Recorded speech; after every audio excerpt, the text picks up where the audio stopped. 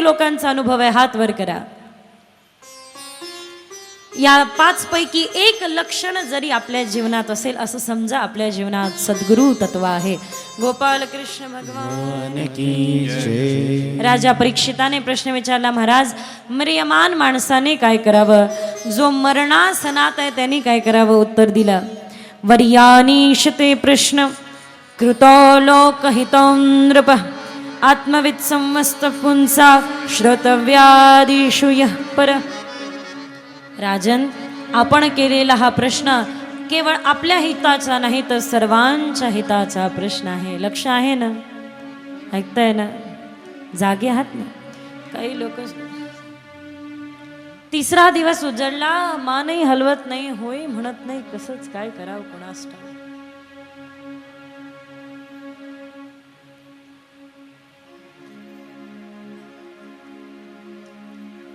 कधी कधी मोठी मजा येते. काही काही लोक तर आनंदी होतात, प्रसन्न होतात, खुश होतात, पण काही लोकांचे चेहरे उदासीन वदासीन आणि सदासीन. सदा हाच सीन. गोपाल कृष्ण भगवान की जय. अध्यात्म आहे पण रसमय आहे, निरस नाही आहे. हा, खूप सुंदर आहे. एकदा मोठ्या प्रेमाने जय जय श्री राधे, जय जय श्री राधे, जय जय श्री राधे. मिरियमान माणसाने काय करावं? जो मरणासनात आहे त्यांनी काय करावं? हा प्रश्न विचारण्यात आला. बऱ्याचदा असं होतं बघा, ज्या वेळेला मरण जवळ येतं त्या वेळेला विभिन्न प्रकारच्या वस्तूंमध्ये अडकतो. ते मध्ये स्कायलॅब पडणार होतं, ऐकलं ना? स्कायलॅब पडणार आहे. बऱ्याच लोकांनी जीव वाचवण्यासाठी काय काय नसेल केलं, पण एका महिलेच्या पतीने काही दिवसांअगोदर तिच्यासाठी नवीन मंगळसूत्र करून आणलं होतं. नवीन मंगळसूत्र. तिने विचार केला की आता हे स्कायलॅब पडणार, हे मंगळसूत्र कोणीतरी घेऊन जाणार, त्यापेक्षा मी कोणालाही देणार नाही आणि याचा उपभोग कोणालाही घेऊ देणार नाही. ते मंगळसूत्र घेतलं खाऊन. 2ऱ्या दिवशी वाट पाहायला सुरुवात झाली. आता पडणार मग पडणार, आता पडणार मग पडणार. 4 वाजून गेले, 5 वाजून गेले, 6 वाजून गेले. 7 वाजता संध्याकाळी रेडिओवरती बातमी आली, नमस्कार सध्याचे 7 वाजले, आता या क्षणी नाही. तर स्कायलॅब हे पडणार होतं, परंतु वैज्ञानिकांनी हे समुद्रामध्ये पडून घेतलं. तुम्ही सुरक्षित आहात एवढं सांगितल्यानंतर सगळे आनंदी झाले, नाचू लागले, आनंद चित्तून वा वा वा वा, जमलं जमलं, देव पावला, जीव वाचला, देव पावला, देव वाचला. सगळे आनंदी आहे. ही एकटी रडत बसली. का ग? का रडते? उत्तर देते, काय सांगू, मंगळसूत्र खाल्लं ना, नसतं खाल्लं. मोठं कठीण आहे. हा, मोठं कठीण. मिरियमान माणसाने काय करावं? उत्तर दिला, मिरियमान माणसाने काय करावं तर एकच आहे. ज्या वेळेला मरण जवळ येतं बऱ्याचदा राग संपतात, द्वेष संपतात, लोभ संपतात, मत्सर संपतात. एक व्यक्तीने एका संतांना विचारायला सुरुवात केली, महाराज तुम्ही इतकी शांत कसं काय? शांती ब्रह्म म्हणून तुम्हाला ओळखतात, तुम्ही शांत कसं काय? शांत कसं काय? शांत कसं काय? म्हणे, अरे ते सगळं जाऊ दे, तुझ्या हातावरच्या रेषा मी बघितल्या आणि असं मला कळलं परवा तुझा मृत्यू आहे. जा. धावत धावत गेला, अंथरुणावरती पडला आणि एकमेकांना बोलू लागला, अरे या रे, अरे या आईनी या, मुलांनी या, पोरांनी या, यांनी या, सगळ्यांना बोलवून घेतलं. माझी शेवटची इच्छा पूर्ण करा, ज्याचं काही राहिलंय देऊन टाका, ज्याच्याकडून घ्यायचंय घेऊन या, ज्याला काही द्यायचंय देऊन टाका, क्षमा करा, मी जर का तुम्हाला मन दुखवलं असेल तर माझं चुकलं. 2रा दिवस झाला, 3रा दिवस निघून गेला. 3ऱ्या दिवशी ते संत आले, म्हणे महाराज 3 दिवस झाले वाट पाहते, अजून मृत्यू नाही आला. म्हणे उठून बस, नाटकं नको करू, चल बस उठून. काय केलं? काही नाही, सगळ्यांचं वैर संपलं महाराज. ज्या वेळेला मृत्यू क्षण जवळ येतो त्यावेळेला वैर संपतं, समताभाव जागा होतो. आणि म्हणून मिरियमान माणसाने काय करावं याचे उत्तर देण्यासाठी तू घाबरू नको. मी एकाच शब्दात एकाच वाक्यात उत्तर देईन, जे उत्तर फार सुंदर असं विदुरांना दिलं मैत्रियांनी. अरे आश्चर्य आहे. विदुरांनी कधी हे सुंदर भागवत ऐकलं, कधी हे सुंदर कथा श्रवण करण्याचे अवसर मिळाला, तर सांगताय ज्या वेळेला लक्ष आहे ना, ज्या वेळेला पांडवांना लाक्षागृहामध्ये जाण्याचं षडयंत्र रचलं, त्याच वेळेला विदुरांनी मंत्रीपदाचा त्याग करायचं ठरवलं. मंत्रीपदाचा त्याग करून निघाले विदुरजी महाराज. गावामध्ये सर्वत्र दवंडी पिटवण्यात आली की अरे जागे व्हा, आज या ठिकाणी हस्तिनापुरामध्ये साक्षात द्वारिकाधीश भगवान श्रीकृष्णाचं आगमन होणार आहे. हो वा. विदुराणीला आवाज झाला, विदुराणीच्या कानापर्यंत आवाज गेला. विदुराणी आनंदाने भरून गेल्या, आनंदाने परावार उठला नाही. धावत धावत विदुरजी महाराजांना जाऊन सांगते, पतिराज मला खूप आनंद होतोय, साक्षात भगवान कृष्ण येत आहे. तुम्ही तर मंत्री आहे, मंत्रीला जवळून दर्शन होतं म्हणे. नाही, रांगेमध्ये लोक असतात, मंत्री संत्री लोक, तर गोपाल कृष्ण भगवान की जय, आपलं थोडं. तुम्ही तर हस्तिनापुराचे मंत्री आहे, तुम्हाला तर फार जवळून दर्शन होईल भगवान कृष्णाचं, आम्हाला अत्यंत जवळून होईल, आम्हाला विश्वास आहे. नाही, तुझ्या माहिती करता सांगतो विदुराणी सुलभा, की आज या ठिकाणी मी मंत्रीपदाचा त्याग केलाय. आणि एक गोष्ट सांगू, परब्रह्म पदाने मिळत नाही, प्रेमाने मिळतात. मनात प्रेम ठेव, देव तुझ्यापर्यंत चालत येतील. हस्तिनापुरात भगवान आले, समजावून सांगितलं दुर्योधनाला, दुर्योधना युद्ध करू नको, युद्ध केलं तर गडबड आहे. तू केवळ युद्ध ऐकलंय, युद्ध माहिती नाही कसं होतं किंवा त्याचे परिणाम स्वरूप काय असतात. पण ते सगळं ठीक आहे, पहिले जेवण करा, भोजन करा, मग या विषयावर चर्चा करू. भोजन करायला तयार नाही भगवान, कारण भगवान मनातल्या मनात म्हणतात, बेटा मी दोनच ठिकाणी जेवतो, एक जिथे मला जेवायची इच्छा आहे, दुसरं जिथे मला जेव घालायची इच्छा आहे. ना इथे तुला जेव घालायची इच्छा आहे, ना मला जेवणाची इच्छा आहे. आणि तसंही दुर्योधना आल्या आल्या मला विदुरांच्या घरचं आमंत्रण आलं. विदुराणीकडे पाहतात, का गं तू दिलं का? म्हणे नाही मी तर नाही. तुम्ही दिलं का? मी तर नाही. मग याला कसं काय आमंत्रण गेलं? म्हणे पतिराज हे हृदयाचं निमंत्रण आहे, जाऊन पोहोचलं, नक्की येतील देव, तयारीला लाग. विदुरजी धावत धावत गेले शुद्धगीच्या मिठाई आणायला, आणि इकडे विदुराणीने तयारी केली. काय पाहता ती तयारी, हा हा, घर इतकं सुंदर आहे, मोठ्या मोठ्या काचेची बिल्डिंग आहे. हो काय सांगू तुम्हाला, फ्रीज आहे, कूलर आहे, टी व्ही आहे, AC आहे, सगळे. बरोबर ना, बरोबर ना. 4 पडक्या मातीच्या भिंती आहे, घरामध्ये ठेवण्यासारखं विशेष काही नाही. घरात जे आहे त्याच्यामध्ये अन्नधान्य देखील नाही. भगवान निघाले, येऊन पोहोचले, विदुराणीच्या दारावर उभे झाले. हरी घर आए विदुर घर पावना, हरी घर आए. विदुराणीला हाक मारली, काकी. अरे ओ काकी, कोणी आहे की नाही घरी? विदुराणी धावत धावत आल्या, ज्या स्थितीत होत्या त्या स्थितीत धावत धावत आल्या, आणि जसं गोविंद दर्शन केलं, आह काय स्थिती आहे, वाह काय ती स्थिती आहे. भगवंताचं ते स्वरूप बघितलं, पिवळं पितांबर धारण केलंय, बाजू बंद आहे, हृदयावर श्रीवत्स चिन्ह आहे, मस्तकावर गोपी चंदनाचा टिळा आहे, विखुरलेले गुढाकेश आहे, जवळ बासरी आहे, कमल नेत्रांमध्ये काजल आहे, सफरचंदासारखी गोलमटोर गाल आहे, लांब लांब नाक आहे, गुलाबी गुलाबी ओठे देवाचे. आणि जसं हे स्वरूप बघितलं, वाह अहो भाग्यम, अहो भाग्य. भगवंताचं स्वागत केलं, विराजमान केलं. भगवंताचं स्वागत करून जसं भगवंताला विचारलं, प्रभू काय घेणार आपण? घरामध्ये जलाशिवाय काही नव्हतं तरी देखील काय घेणार आपण? काकी खूप भूक लागली आहे, लवकर पटकन काहीतरी जेव घाल. किती छलिया आहे भगवान कृष्ण. इकडे दुर्योधनाच्या घरी त्याला भूक नव्हती लागली, आणि 5 मिनिटाच्या अंतरावर चालत आले तर लगे भूक लागली. तिथे 56 भोग तयार होते, तिथे भूक नाही लागली. इथे अन्नाचा कण देखील नाही, तिथे भूक लागली त्याला. थांब थांब कान्हा, तुझ्यासाठी काहीतरी आणते. विदुराणी धावत गेल्या, बाहेर जाऊन पाहिलं, केळवाली होती, एका हाक मारली, कजरी फल ले आओ ना, जरा थोडे केळ दे, आज तुला देण्यासाठी माझ्याकडे काही नाही, उद्या ये, उद्या नक्की देईल. गोविंद बसले, त्यांना खाऊ घालायचं, 2 केळ जास्त. धावत धावत केळ आले, ते केळाची छिलकी काढले, आणि गोविंद भगवंताला पाहिलं. जसं पाहिलं, केळाची छिलकी देवाच्या हातात गर खाली. छिलके देवाच्या हातात घर खाली आणि भगवान इतके इतके छले आहे की ते छिलकी खायला सुरुवात केली आणि सराहना करायला सुरुवात केली. काकी वाह, आतापर्यंत भरपूर केळ खाल्ले, भरपूर पदार्थ खाल्ले, पण याला जी चव आहे ना काकी ती आजपर्यंत कुठेच भेटली नाही, कुठेच. वाह, काय तो आनंद. भगवंताला पाहण्यामध्ये इतक्या इतक्या तन्मय झाल्या विदुरांनी. हीच स्थिती होते ज्यावेळेला भगवंत पुढे येतात, हीच स्थिती होते.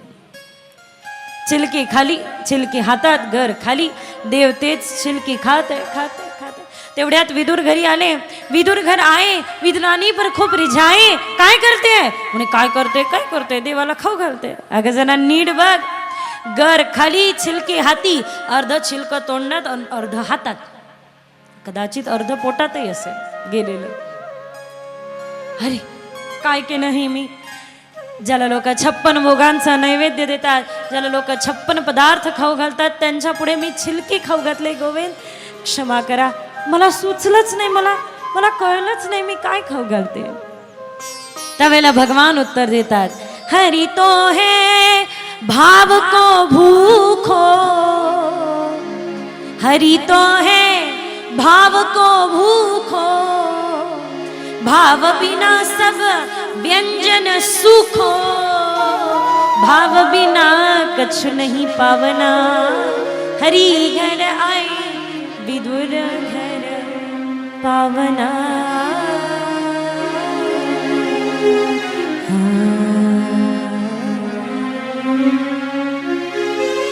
विदुरानींवर कृपा केली. विदुरांच्या घरच्या कण्या खाल्ल्या. तिथून विदुरजी महाराज निघून गेले. पुन्हा एकदा खूप समजवलं गंधरी आणि धृतराष्ट्रांना. विदुरजींचा मैत्री उद्धवांशी संवाद झाला. विदुरांनी प्रश्न विचारला उद्धवांना. उद्धवांनी सांगितलं की याचं उत्तर भगवान कृष्ण आपल्याला मैत्रियांद्वारे देऊ इच्छितात. मैत्रियजींची भेट घेतली आणि मैत्रियांना प्रश्न केला की या सृष्टीची उत्पत्ती कशी झाली. त्यामध्ये चतुश्लोकी भागवत, त्याच भागवताचा विस्तार प्रदान केला विदुरांना मैत्रियांनी. त्याचा अर्थ काय, या सृष्टीची उत्पत्ती कशी झाली, याला इथून सुरुवात होते.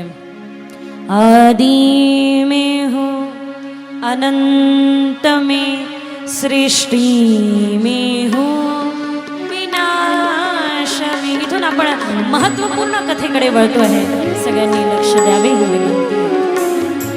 आदि में हूँ अनंत में सृष्टि में हूँ विनाश में. 3 तत्व है, ब्रह्म तत्व, माया तत्व, जड तत्व.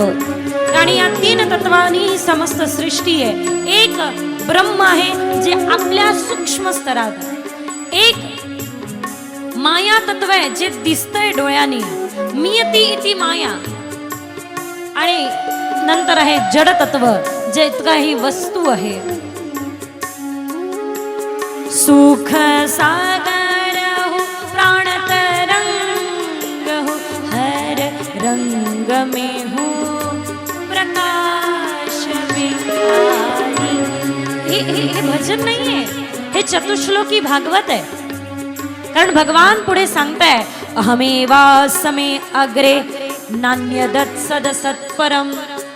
अहमेवा समे अग्रे नान्यदत् सदसत् परम. आदि मैं हूं, मीच आद्य है. अनंत में मीच अनंत है. वो जरा सा मुस्कुरा दे तो इस जगत का सृजन हो जाता है. वो थोड़ी अपनी भ्रमटी को टेढ़ा कर दे तो इस जगत का पालन हो जाता है. और वो अगर गंभीर हो जाए तो इस जगत का संहार प्रलयंकारी समुद्र में. सुख सागर हो, प्राण तरंग हो, हर रंग में हूँ, प्रकाश में. अहमेवा समेवाग्रे नान्यदत् सदसत् परम. यदा तश्च यदेतश्च यो वैशिष्येत सोऽस्म्यहम्. ऋतेर्थं यत् प्रतिर्येत न प्रतिर्येत चात्मनि. तद्विद्यादात्मनो माया. यथा भासो तथा तम. यथा महन्ति भूतानि भूतेषु चावचेष्वनो. प्रविष्टान्य प्रविष्टानि तथा तेषु न तेष्वहम्. एतावदेवं जिज्ञासं तत्वजिज्ञासुनात्मन अन्वय व्यतिरिकाभ्या यत्यात् सर्वत्र सर्वदा सुख सागर हो प्राण तरंग हो हर रंग में हूँ प्रकाश में आदि में हूँ अनंत में सृष्टि में हूँ। ज्या प्रकारे एखाद्या मूर्तिकाराने मूर्ती बनवायला प्रारंभ कराव्या, सृजन करायला प्रारंभ करावा, एखाद्या मूर्तिकाराने मूर्ती बनवावी, सृजन करावं आणि ती मूर्ती बनवत असताना वारंवार थोड्या वेळ थोडं बाजूला येऊन बघावं की बनणारी मूर्ती ठीक बनते ना. एखादा चित्रकार एखादा स्ट्रोक देतो, एखादा असा रंग दिला की थोडा बाजूला येऊन पाहतो की होणारा रंग, होणारी कला ठीक तर होते ना. तसं ही सृष्टी ज्या वेळेला आपण एखाद्या दिशेने जातोय त्यावेळेला थोडं थांबून बघायलाच पाहिजे की माझं जीवन योग्य दिशेने तर चाललंय ना. हाच या चतुश्लोकी भागवताचा अर्थ आहे. मीच प्रकाश, मीच अंधकार, मीच सर्व आहे, बस अजून काय. गोपाल कृष्ण एवमेतत्पुरा पृष्टो मैत्रेयी भगवान खिल क्षत्रावनं प्रविष्टेन त्यक्त स्वर्ग समृद्धी.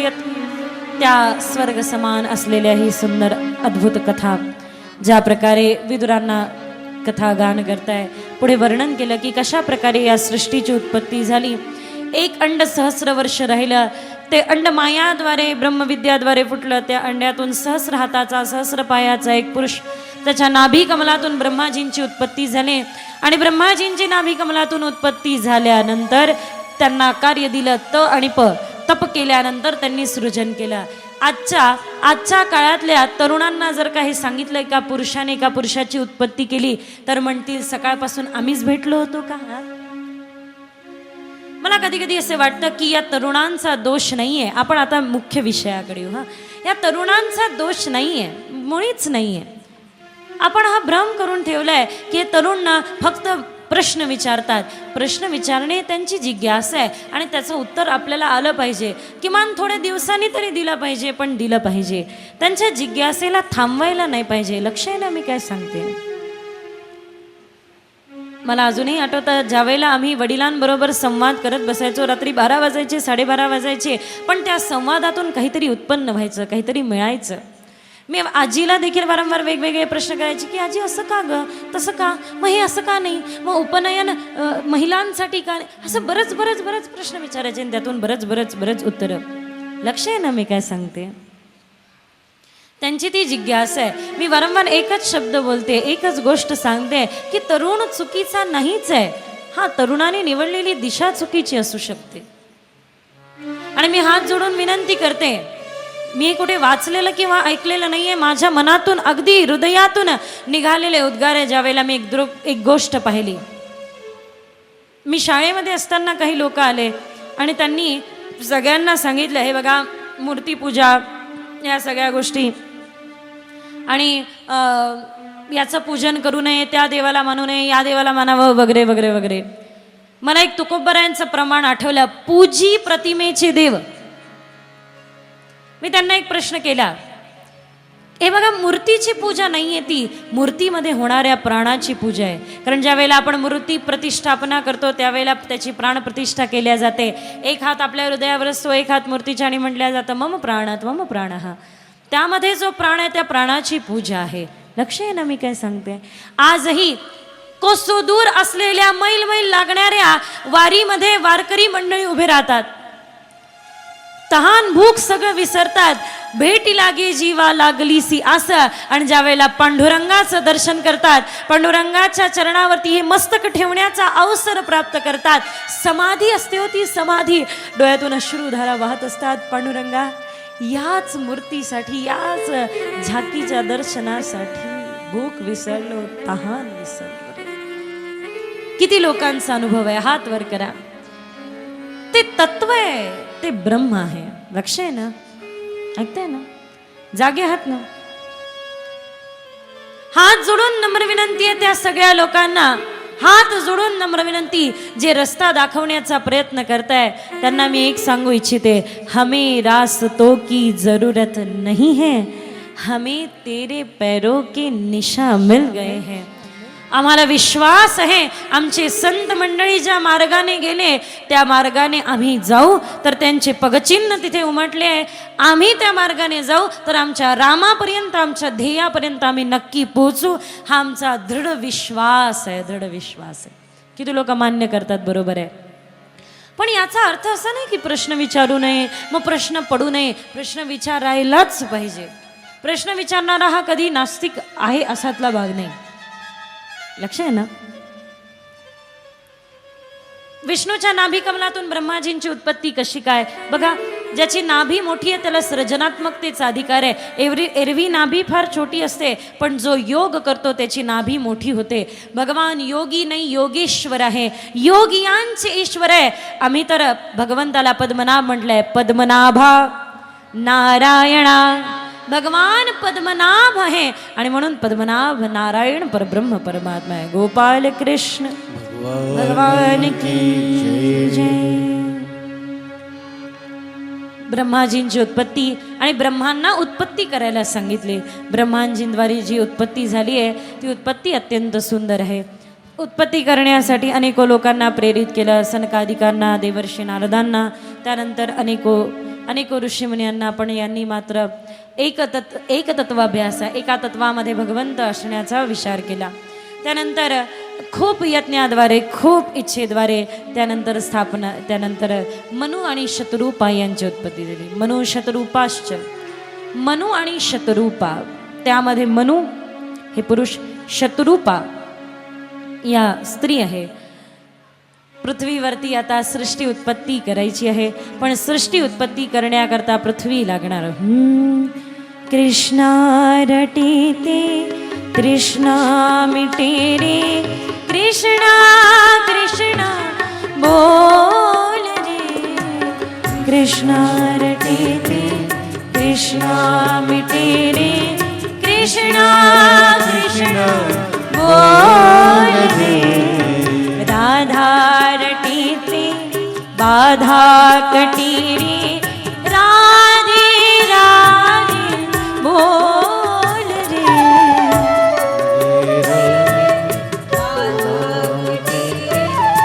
राधे राधे बोल दे, राधे राधे बोल रे. राधे राधे जय जय श्री राधे, जय जय श्री राधे, जय जय श्री राधे. मनु आणि शतरूपाद्वारे ठरलं की या ठिकाणी आता सृष्टी उत्पत्ती करायची. पण सृष्टी उत्पत्ती कुठे करणार, कारण पृथ्वी तरही हिरण्याक्षाने पाताळामध्ये नेली. हिरण्याक्ष, लक्ष आहे ना. ब्रह्मापुत्र मरीची, मरीचींद्रचे पुत्र कश्यप. कश्यपांना 2 पत्नी आहेत, दिती आणि अदिती. दिती आणि अदिती, दितीचे जितकेही पुत्र आहे समस्त दैत्य आणि अदितीचे पुत्र देवगण आहे. त्यापैकी ही जी माता दिती आहे त्यांनी 2 पुत्रांना जन्म घातला. कारण सायंकाळच्या वेळेला सम्मुख याचना केली. आणि तसंही संस्कार तर गर्भातून होतात. जेही काही संस्कार होणार आहे ते गर्भातून सिद्ध होतात. 2 पुत्र जन्माला आले, हिरण्याक्ष आणि हिरण्यकश्यपू. हे 2 कोण आहे? भगवंताचे 2 द्वारपाल, जय आणि विजय, ज्यांनी सनकादिकांचा अपमान केला. भगवान तर शाप देऊ, सनकादिक तर शाप देऊ शकत नाही. संतांचं हृदय मोठं आहे. पण भगवंताने शाप दिला, माझ्या संतांचा अपमान केल्यामुळे तुम्ही 2 दैत्य व्हाल, पण मला त्याचा उशाप द्यावा लागेल, म्हणून मी स्वतः अवतार धारण करेल. हिरण्याक्ष, हिरण्याक्ष याचा अर्थ काय?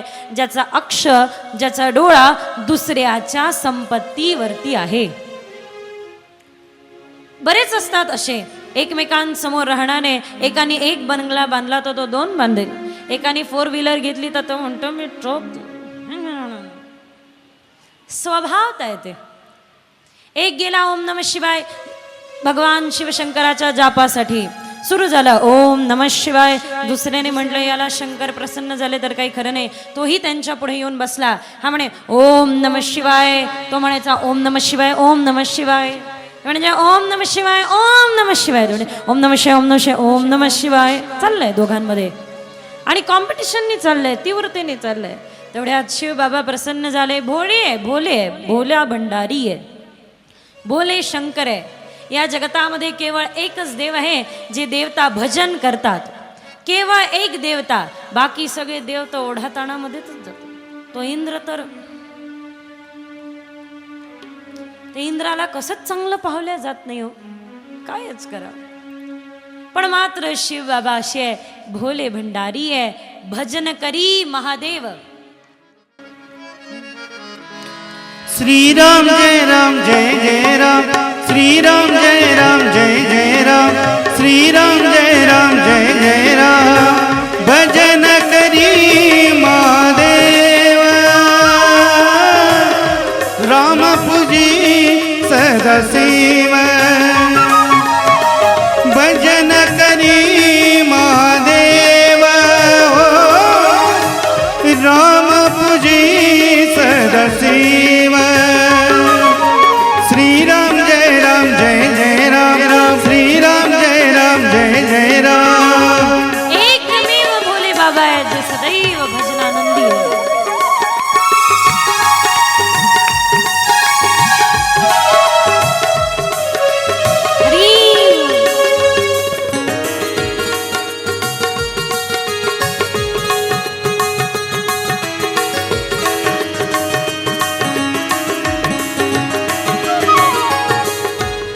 दोघ देव एक पायी, दोघ देव एक पायी. कया ऐसे दूजे नाही, दूजे नाही. श्री राम जय राम जय जय राम, श्री राम जय राम जय जय राम, श्री राम जय राम जय जय राम, श्री राम जय राम जय जय राम. नमः हरये नमः हरये नमः. फार सुंदर भजन. ओम नमः शिवाय, ओम नमः शिवाय सुरू आहे. शिव बाबा प्रसन्न झाले. पहिल्याला विचारला बोल वत्स काय पाहिजे. पहिल्याने सांगितलं काही नाही, माझ्या तो समोर येऊन बसलाय ना, पहिले त्याला द्या. दुसऱ्याला विचारलं बोल वत्स तुला काय पाहिजे. म्हणे देवा पहिले त्याला द्या, कारण माहिती होतं ना डबलनी मागेल. बोल वत्स तुला काय पाहिजे. म्हणे नाही देवा त्यालाच द्या. बोल वत्स तुला काय पाहिजे. नाही नाही देवा त्यालाच द्या. दोघांमध्ये चाललंय. म्हणे परमात्मा बोलता दोघांपैकी कोणी एकाने तरी मागा, नाही तर मी निघालो. पहिल्याने बोलवलं या देवा इकडे या, मी मागतो या या. गोविंद हे शिवबाबा मी मागतो द्या. माझा एक डोळा, एक हात, एक पाय, अर्ध शरीर पूर्ण कामातून जाऊ द्या. म्हणे तथास्तु. दुसऱ्या पुढे आले. बेटा तुला काय पाहिजे. म्हणे बाबा हे भोले भंडारी शिव बाबा तुमची तर पूजा, तुमची तर कृपा अफाद आहे, अगाध आहे. त्याला जे दिलं त्याच्या डबलनी द्या. याचे दोन्ही हात, दोन्ही पाय. जय रामजी. कळतंय ना. बऱ्याचदा आपण खूप क्षणांच्या मागे धावतो, वासनांच्या मागे धावतो है ना. वित्तेशना किती कमावणार आहे, किती कमावणार आहे, कमावून कमावून किती कमावणार आहे. लोकेशना किती मिळवणार आहे, किती मिळवणार आहे, कुठपर्यंत मिळवणार आहे. या जगतामध्ये जितके लोक आहेत त्या सगळ्यांनी तुम्हाला ओळखलं, त्याच्यानंतर काय. लोकांनी तुम्हाला ओळखण्या अगोदर चला भागवताच्या द्वारे आपण स्वतःला ओळखूया. जय जय श्री राधे, जय जय श्री राधे, जय जय श्री राधे. हिरण्याक्ष ज्याचा अक्ष दुसऱ्याच्या संपत्तीवरती आहे. भगवंतानी ब्रह्माजींनी प्रार्थना केली, प्रभू पृथ्वी तर पाताळात आहे, आता काय करावं. त्यावेळेला भगवान अवतार धारण करतात. भगवान वराह अवतार धारण करतात. बोला वराह अवतार की जय जय.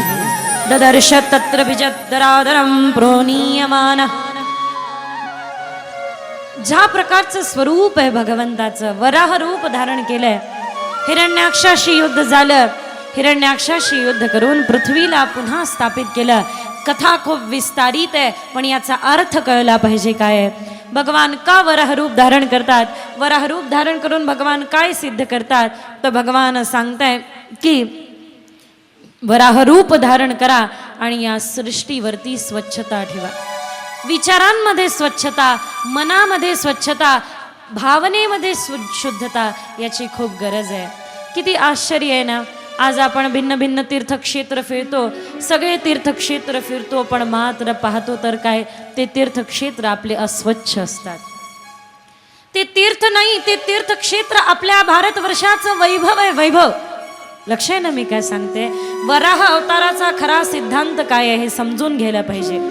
आम्ही पंढरपूरला असतो एकादशीला आणि पाहतो पंढरपूरला इतकी विचित्र स्थिती असते की अरे रे रे रे. मी हात जोडून नम्र विनंती करू इच्छिते की नाही तीर्थयात्रा फिरणं झालं नका फिरू, नाही तीर्थस्थळांमध्ये जाणं झालं नका जाऊ, पण किमान फिरत असताना आपल्या तीर्थस्थळांना अस्वच्छ करू नका. ही हात जोडून नम्र विनंती. कळतंय ना. उस्ताद सनई वादक बिस्मिल्ला खा यांना अमेरिकेमधून मागणं आलं, आमच्या अमेरिकेत या तुम्हाला पाहिजे ते देईल म्हणे. 3 ग असेल तर अमेरिकेमध्ये येईल. पहिलं गीता आहे का, नाही, घेऊन येऊ. दुसरं गोमाता आहे का, नाही, घेऊन येऊ. तिसरं गंगा, आता म्हणा घेऊन येऊ. गंगाही नेता येणार नाही, भले गंगेचा अंश नेता येईल, पण गंगा हे तर भारतवर्षाचं वैभव आहे आणि आस्ती मलिन आहे. कळतंय मी काय सांगते.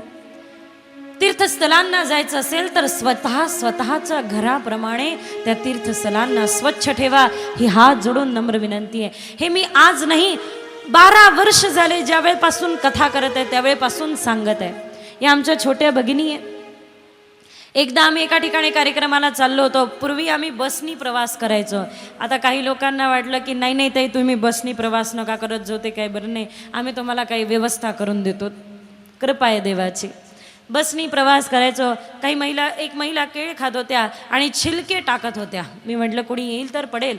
त्यांना म्हटलं की हे बरोबर नाही, आपण एक काम करू, हे जमा करू जेणेकरून त्या पुन्हा असं करणार नाही. छिलके जमा केले, त्यांनी ते नेऊन टाकले.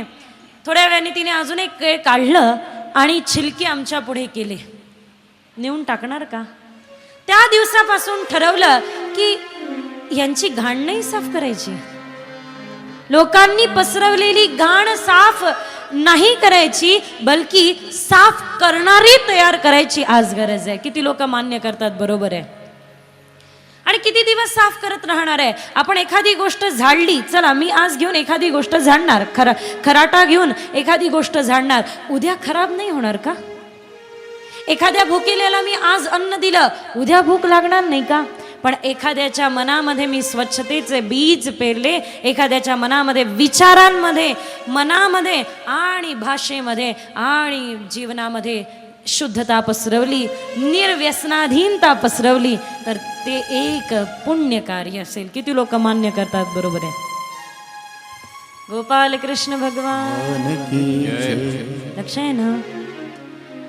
हात जोडून नम्र विनंती आहे की या भारतवर्षाला सुंदर ठेवण्याची जबाबदारी आपली आणि स्वतः घ्यावी. जिथे कुठे फिरायला जाऊ स्वच्छता राखो, आपल्या तीर्थस्थळांना स्वच्छ ठेवू, ज्या प्रकारे आपल्या घराला स्वच्छ ठेवतो. कारण हे तीर्थस्थळ आपलं वैभव आहे आणि त्या वैभवाला जपणं आपलं धर्म आहे. जहाँ डाल डाल पर सोने की चिड़िया करती है बसेरा, वो भारत देश है. मेरा म्हणताय की तेरा म्हणताय, मेरा म्हणताय की तेरा म्हणताय. नाही, झाडू मारताना तेरा येतं ना. आमची कथा झाली एका ठिकाणी. पहिल्या दिवशी ग्रंथ यात्रा होती, खूप अस्वच्छता पसरली होती. मी शेवटच्या दिवशी घोषित केला की आज पुन्हा ग्रंथ दिंडी काढू. ज्याच्या घरासमोर स्वच्छता असेल, सुंदर रांगोळी काढलेली असेल, त्याला आपण बक्षीस देऊ. आणि तुम्ही कल्पनाही करणार नाही, रात्रभरामध्ये अख्खं गाव स्वच्छ झालं. अख्खं गाव बक्षिसासाठी काय नाही करणार हो, पण किमान स्वच्छता तर पसरवली. एक निर्धार, हे आज नाही 12 वर्ष झाले तेच बोलत आहे. जहाँ डाल डाल पर सोने की चिड़िया करती है बसेरा, वो भारत देश है तेरा. ना आवाज तर नाही येत आहे. तुम्ही म्हणा, मी अर्ध वाक्य अर्ध भजन म्हणते, उरलेलं अर्ध तुम्ही पूर्ण करा. जा डाल डाल पर सोने की चिड़िया करती है बसेरा.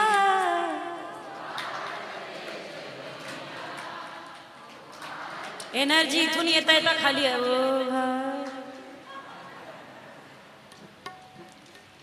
काही लोक बाजूच्याला म्हणतायत, तू म्हण, मी आवाजात आवाज.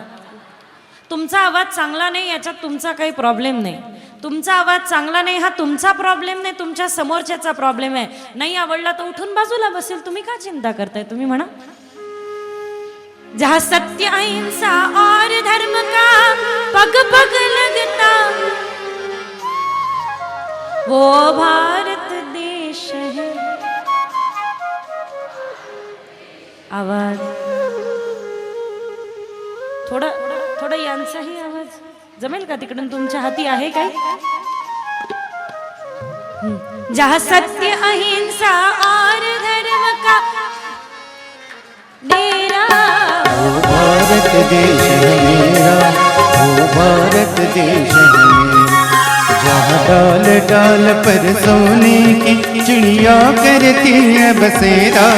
ओ भारत देश है मेरा, ओ भारत देश है मेरा.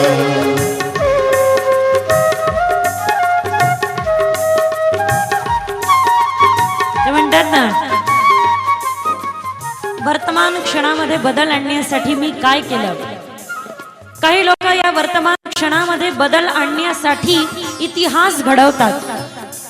काही लोक या वर्तमान क्षणामध्ये बदल आणण्यासाठी इतिहास घडवतात. काही लोक फक्त पाहत बसतात आणि काही लोकांना कळतच नाही हे काय चाललंय. हे जे हात खाली असणारे त्यापैकी आहे काही, त्यांना कळतच नाही काय चाललंय. उजवा हात वरती करू, डावा, दोन्ही हाताने टाळ्या वाजवत आणि मोठ्याने भजन गात.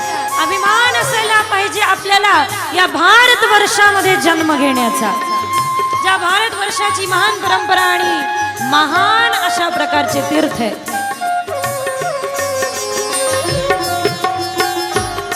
ये धरती जहाँ ऋषि मुनि जपते प्रभु नाम की माला. हरि ओम हरि ओम हरि ओम हरि ओम. जहाँ हर बालक मोहन है और राधा हर एक बाला. राधा हर एक बाला. जहाँ सूरज सबसे पहले आकर डाले अपना डेरा. ओ भारत देश है मेरा, ओ भारत देश है मेरा. जहाँ सत्य अहिंसा और परम का लगता डेरा. ओ भारत देश है मेरा, ओ भारत देश है मेरा. ओ भारत देश है मेरा, ओ भारत देश है मेरा. बऱ्याच लोकांना माहिती नाही देवाची पूजा करावी म्हणजे नेमकं काय करावं. बरेच लोक उदबत्त्या ओवाळणे आणि दिव्या लावणे याच्यामध्ये सगळं समजतात. बरेच लोक इतरांची सेवेमध्ये नारायणाची सेवा बघतात. बरेच लोक एक जीव जरी व्यसनातून मुक्त झाला त्याच्या घरची सीता वनवासातून मुक्त झाल्यामध्ये देव समजतात. आणि बरेच मंडळी स्वच्छतेमध्ये देव समजतात मानतात, हे सत्य आहे. बरेच लोक शुद्धतेमध्ये देव मानतात आणि बरेच लोक विचार शुद्ध करण्यामध्ये देव मानतात. पण सुरुवात तर अंतर्बाह्य शुद्धीने होते. अंतर्बाह्य शुचिर्भूतम. लक्ष आहे ना, ऐकताय ना, जागे आहात ना. किती लोक झोपले हात वर करा. अजूनही झोपलेले असू तर काय फायदा. अजूनही झोपलेले असू तर काय फायदा. पक्के सोते मंडळी कधी कधी सापडतात मात्र नक्की. पटकन पकडल्या जातात असे नाही, पटकन पकडल्या जातात. एका डासाचा नवीन जन्म झाला. डास मच्छर. एका मच्छराचा नवीन जन्म झाला. मच्छरच्या आईने मच्छराला उडणं शिकवलं. उडणं असं उड बाळा. मच्छर उडून जग पाहायला लागला. वापस आल्यानंतर आईने विचारलं, बाळ जग कसं वाटलं. म्हणे काय सुंदर आहे हो आई, फार सुंदर जग आहे आणि जगातले लोक तर फार सुंदर आहे. मी त्यांच्याबरोबर गुणगुण करायला लागलो तर जोरजोराने टाळ्या वाजून माझं स्वागत करायला लागले. आईने समजून सांगितलं, बाळ या टाळ्यांपासून सावध राहा. या टाळ्यांपासून सावध राहा, या टाळ्या तुला अधोगतीकडे नेतील. टाळ्या टाळ्यांमध्ये फरक है. वो ताली तो ताली है भाई, बाकी सब है खाली. जिसमें राधा नाम की हो, जिनमें राधा नाम की ना हो ताली, वो ताली तो ताली है भाई, बाकी सब है खाली. नहीं, गोपाल कृष्ण भगवान की जय. एक दिवस गुरुजी म्हणत होते, शम्मा जली है परवाने बैठे हैं, शम्मा जली है परवाने बैठे हैं. मी त्याच्या समोर थोडंसं जोडलं, शम्मा जली है परवाने बैठे हैं, कृष्ण के तो यहाँ दीवाने बैठे हैं. गोपाल कृष्ण भगवान की जय. लक्ष आहे ना, ही टाळीच घातक आहे. कुठे घेऊन जाईल काही सांगता येत नाही. फार सुंदर अवतार वराह धारण केला. त्यानंतर उपदेश केला, पृथ्वीवरती स्थापना झाली. मनु आणि नमोस्तु शतरूपायाम त्रिसकन्यास जग्गिने आकुतीर देवहूतीश्च प्रसूती विश्रुता. मनु आणि शतरूपाने 3 कन्यांना जन्म दिला. आकुती, देवहूती, प्रसूती यांचे धर्म अर्थ काम मोक्षासाठी सुंदर वर्णन आहे. हा पुरुषार्थाचा मुख्य वर्णन आहे. पुरुषार्थाशिवाय मनुष्य वाचू शकत नाही, पुरुषार्थ करावाच लागतो, त्याशिवाय तो जाऊ शकत नाही.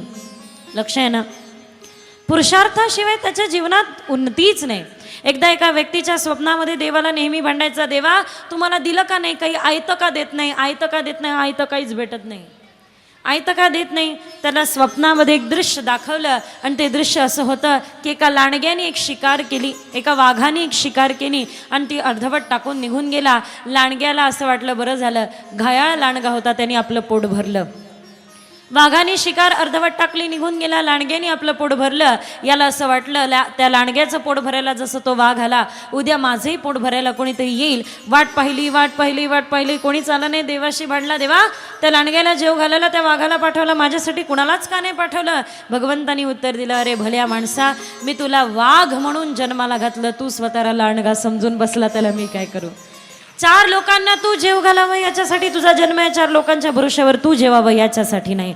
लक्ष आहे ना, ऐकताय ना. पृथ्वी स्थापना झाल्यानंतर 3 कन्यांद्वारे, म्हणजे पुरुषार्थ वाचून मनुष्य राहू शकत नाही. 4 पुरुषार्थ आहे, वेगवेगळे उदाहरण त्यासाठी दिले. धर्मासाठी सती चरित्र दिलं. आपण ते ऐकण्या अगोदर कपिल अवतार ऐकणार आहोत, कारण कपिल अवतार महत्त्वपूर्ण आहे.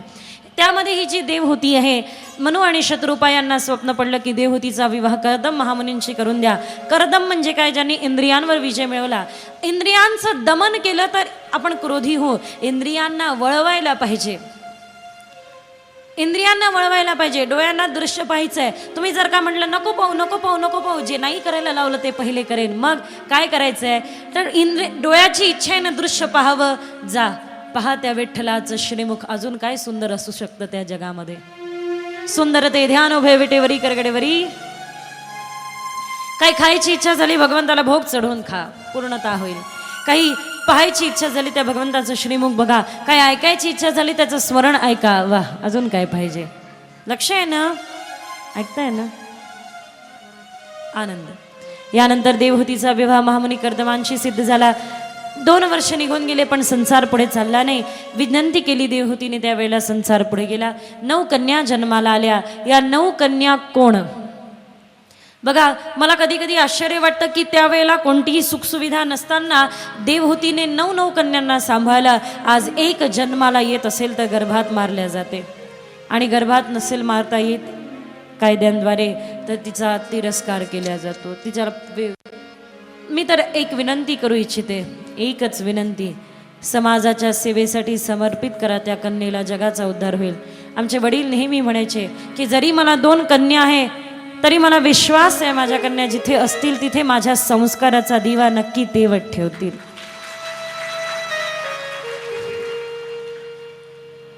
त्या 9 कन्या म्हणजे 9 भक्ती आहे, 9विधा भक्ती. श्रवणम कीर्तनम, प्रथम भक्ती संतान कर संगा,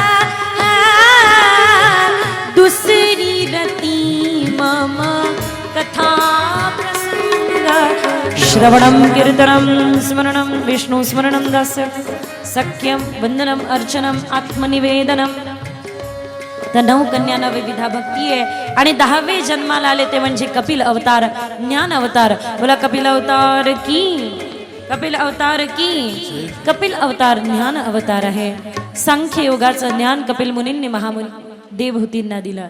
हे सांख्य योग काय सांगतं की प्रकृती आणि पुरुष आहे, प्रकृती आणि पुरुषाला भिन्न भिन्न पहा म्हणजे सांख्य योगाचा अध्यात्म आहे. पण गंमत अशी आहे, एका ठिकाणी पुरुषाने भली प्रकृतीला सोडावं पण प्रकृती पुरुषाला सोडत नाही, आत्म्याला सोडत नाही. लक्ष आहे ना मी काय सांगते. एकदा सगळीकडे पूर आला, पाणी वाहत चाललं होतं. गुरु आणि शिष्य होते. अस्वल वाहत चाललं होतं. गुरुदेवांना वाटलं ब्लँकेट वाहत चाललंय. गुरुदेवांनी शिष्याला सांगितलं, जा बेटा ते ब्लँकेट घेऊन ये, ती कमली घेऊन ये, जा कमली लेके आ. शिष्य गेला. आता अस्वल असं आहे ते त्याला चिकटल्या जातं, माणूस पकडलं तर तो चिकटल्या गेला, सोडवल्या जात नाहीये. गुरुदेव म्हणते, अरे तू आजा नहीं तो बह जाएगा, तू आजा. बोले कमली को पकड़ के रखा है. अरे कमली छोड़ तू आजा, कमली छोड़ तू आजा. शिष्य उत्तर देता, गुरुदेव मैं तो कमली को छोड़ दूं, कमली मुझे नहीं छोड़ रही ना. मी तर हे वस्त्र हे घोंगडं सोडून दिलं पण घोंगडं मला नाही सोडून राहिलं ना. याचा अर्थ काय कळतंय ना.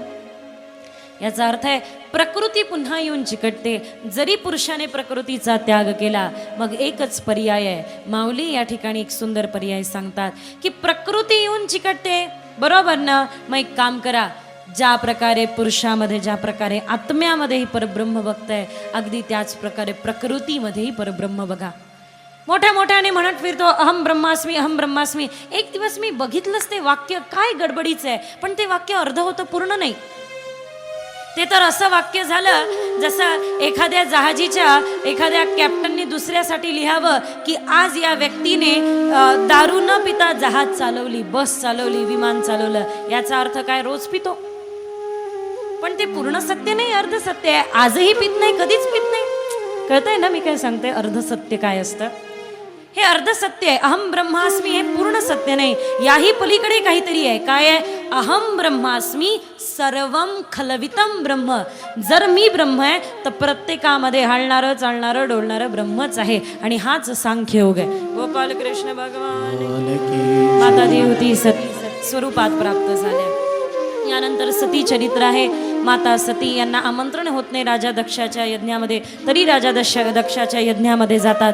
का, राजा दक्षाला अहंकार आला, भगवान शिवशंकरांना बोलवलं नाही. एक अपमान की माझ्यासाठी उभे झाले नाही शिवजी म्हणून, एक अपमान. बघा मी एकदा गुरुजींना म्हणताना बघितलंय की संत मंडळींचा मान त्यांच्या खुर्चीमुळे वाढत नाही. लोक खुर्ची सोडायला घाबरतात कारण त्यांना माहिती आहे खुर्ची सुटली की मान सुटला, मान गेला. संत मंडळींचा मान खुर्चीमुळे वाढत नाही, बल्कि ते ज्या खुर्चीवर बसतात त्यांच्यामुळे त्या खुर्चीचा मान वाढतो. आपण ऐकलं असेल शेगावचे गजानन महाराज. गजानन महाराजांनी आपल्या चरण खडावा मुणगाव या ठिकाणी पाठवला. खूप मोठं संस्थान आहे. तिथे आमची कथा सुरू होती काही दिवसांपूर्वी. 8-10 हजाराच्या पेक्षा जास्त लोक होते. विदर्भामध्ये थोडी भक्ती आहे. आता हे लोक हळूहळू वाढत चालले. विश्वास ठेवा, शेवटच्या दिवशी जागाही पुरेल की नाही इथे बसायला मला माहिती नाही. ही स्थिती आहे. हळूहळू एक एक करत गोळा होतात नाही. गोपाल कृष्ण भगवान. तुम्ही सांगताय ना सगळ्यांना छान कथा सुरू आहे या म्हणून. किती लोक नाही सांगत, हात वर करा. किती लोक सांगताय, हो किती लोक सांगताय, हात वर करा. प्रत्येकापर्यंत पोहोचवत आहे. या या या अर्जुन या. गोपाल कृष्ण भगवान. कुठे कुठे निमंत्रण नसेल पोहोचलं नाही आपलं. जय जय श्री राधे, जय जय श्री राधे, जय जय श्री राधे. काही लोक म्हणतात भागवत गावात आलं तर ऐकेल, गावात आलं आता घरी आलं तर ऐकेल.